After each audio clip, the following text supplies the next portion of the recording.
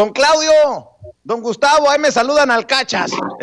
Oye, mi querido Ricardo, hablemos del jugoso negocio del petróleo, si me permites, porque también se está confundiendo mucho a la gente en torno a esta compra de la refinería Deer Park anunciada por el presidente Andrés Manuel López Obrador. La consejera independiente de Pemex, Laura Itzel Castillo, dijo en la mañanera, por ejemplo, que se incrementará la producción de barriles en 700,000 con la compra de la refinería en Texas. Otros como Manuel Cloutier dicen, ¿por qué hablan de que ya no vamos a importar si vamos a hacerlo precisamente desde Texas? Con un análisis muy pendejo. Y otros que dicen que se está comprando chatarra.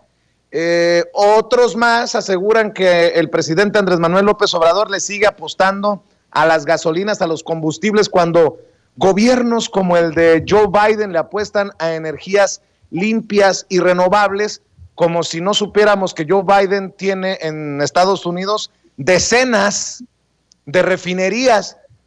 Yo por eso te pido que nos ayudes a entender esto de la compra y del significado y obviamente de la campaña que se vino encima.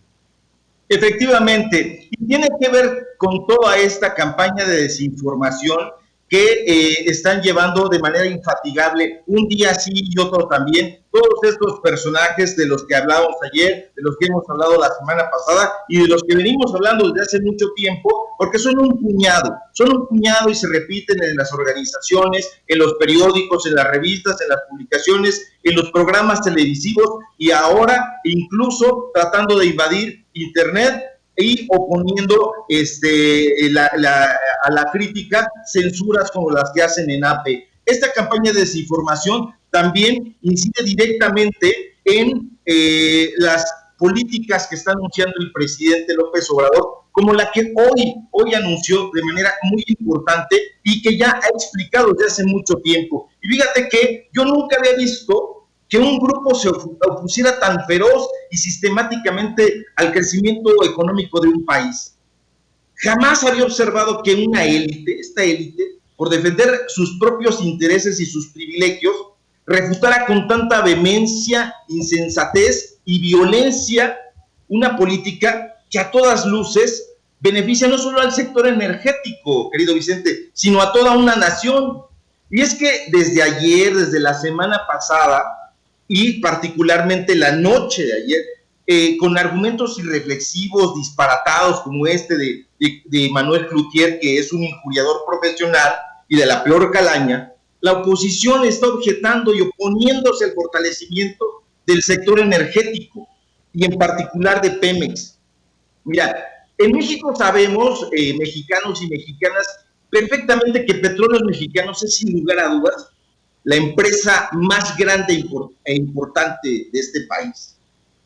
Esta compañía que fue fundada precisamente por Lázaro Cárdenas, que es una de las referencias más importantes del presidente y que justo por eso es denostado por la oposición, además de ser actualmente una de las empresas más reconocidas a nivel mundial por su producción, refinación y comercialización de petróleo y gas natural que ellos quieren entregarle a la iniciativa privada, es uno de los pilares de la economía mexicana. Pero esto todo el mundo ya lo sabe, está ahí, se puede googlear, se pueden ver los documentos, pero no de reforma, sino los documentos de las medidoras extranjeras que a ellos tanto les gustan, que van diciendo, bueno, pues México está en el ranking de los productores de petróleo más importantes del mundo, al lado de Irak, de los Emiratos Árabes, de Canadá, y más allá de que todo el mundo sepa, debería saber que el Producto Interno Bruto de este país,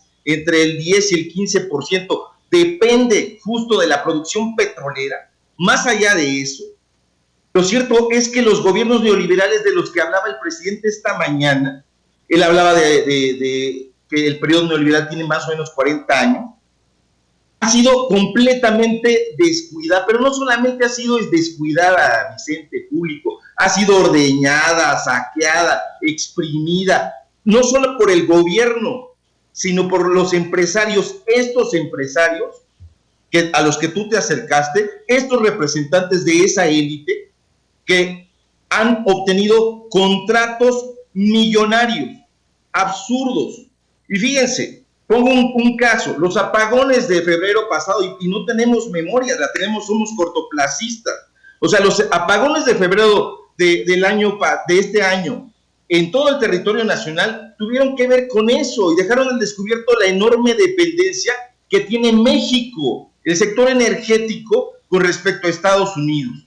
Y entonces es increíble que el presidente informe que ha iniciado el proceso de adquisición de esta refinería, Deer Park, muy cerca de donde ustedes están, y que en desbandada el habitual e infatigable grupo de sicarios de la pluma, porque no son otra cosa, salen en desbandada a infamar y descalificar la inversión. Mira, Vicente, hay que entender una cosa. Esta refinería era una propiedad conjunta entre Pemex y la petrolera, el gigante petrolero de Shell. Y cada compañía tenía el 50% del complejo, es decir, estaban a partes iguales. Hoy nos da el presidente la gran noticia de que en breve será una compañía completamente mexicana y formará, como apuntó López Obrador, parte de los bienes de nuestro país, y los empleados de Claudio X González, de Olegario Vázquez Aldir, de Junco de la Vega, salen a condenar.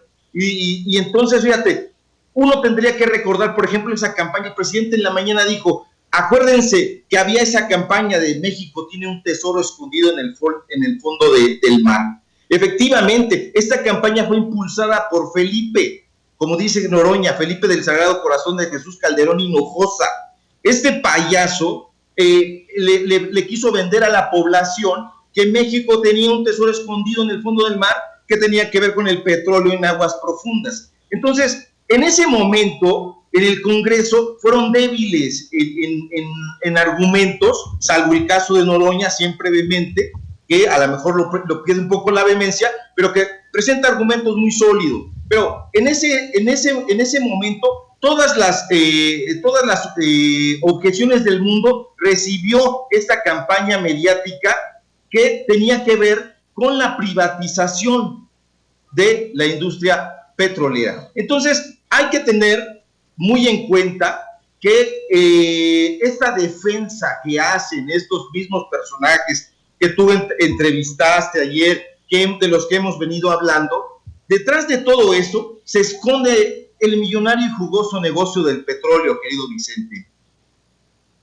Pues está muy cabrón, y qué bueno que los exhibes, y como siempre es un honor, es un placer escuchar el análisis que realizas tan puntual aquí en Sin Censura. Yo voy a invitar a la gente para que también te lea, te busque, y mientras tú decidas, que esté al pendiente en Sin Censura de los análisis que realizas, mi querido Ricardo Sevilla. ¿Por qué no cerramos invitando precisamente a la gente para que te apoye en redes sociales? Y ya yo te espero aquí para seguir hablando de este y otros temas mañana, si te parece, Ricardo.